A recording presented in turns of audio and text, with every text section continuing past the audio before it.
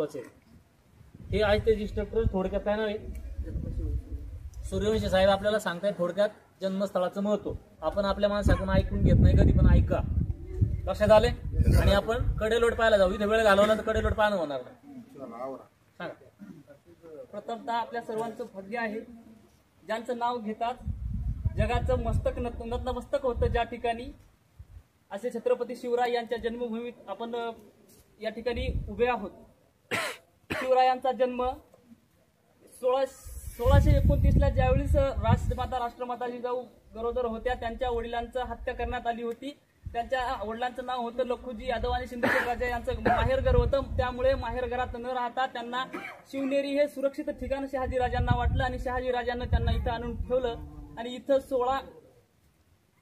19 February 1630 रोजी शिवाजी महाराजांचा जन्म झाला. स्वराज्य संकल्पक छत्रपती शहाजीराजे भोसले आणि स्वराज्य प्रेरिका, स्वराज्य मार्गदर्शिका म्हणून आपण ज्यांच्याकडे पाहतो त्या राष्ट्रमाता राजमाता जिजाऊ आऊसाहेब आणि शिवाजी महाराजांचे गुरु जगद्गुरु तुकोबा राय हे शिवाजी महाराजांचे गुरु होते. जगद्गुरु तुकोबा राय का म्हणतात? कारण शिवाजी राजे हे जगाचे राजे होते आणि राजांचा गुरु म्हणजे जगद्गुरु तुकोबा राय होते.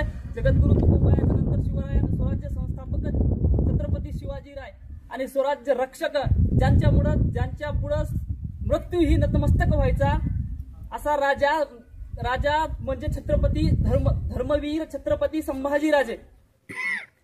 आणि जे मावळे आपल्या स्वराज्यासाठी लढले आतोनात वीर बाजी प्रभू देशपांडे असतील, तानाजी मालुसरे असतील, या सर्वांना मी या ठिकाणी मानाचा मुजरा करतो आणि माझे 2 शब्द या ठिकाणी तुम्हाला सांगतो. आपण आपल्या कामामध्ये जे आपल्याला करायचंय तर यामध्ये आपल्याला आपलं असं नियोजन, दूरदृष्टी, आपला स्वतःवर विश्वास आणि हे राज्य स्वतःचं आणि आपल्याला वन विभागाच्या विषयी आपल्याला जे महाराजांकडून प्रेरणा घ्यायची. फक्त मी या 4 मुद्द्यावर तुम्हाला थोडंसं सांगेन.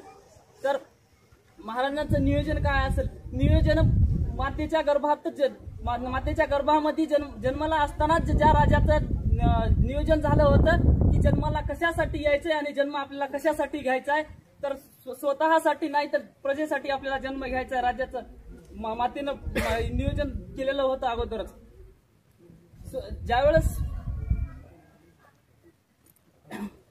ज्यावेळेस शिवनेरीवर राष्ट्रमाता राजमाता जिजाऊ आल्या होत्या, त्या गरोदर होत्या, त्यावेळेस त्या शिवाई देवीच्या मंदिरामध्ये जायच्या आणि त्यांनी स्वतः नवस केला होता की मला जर पुत्र झाला तर पुत्राचं नाव मी शिवाई मातेचं पुत्राचं नाव या मंदिराला देईन आणि माझा पुत्र स्वराज्यासाठी स्थापन करण्यासाठी प्रेरणा करेल.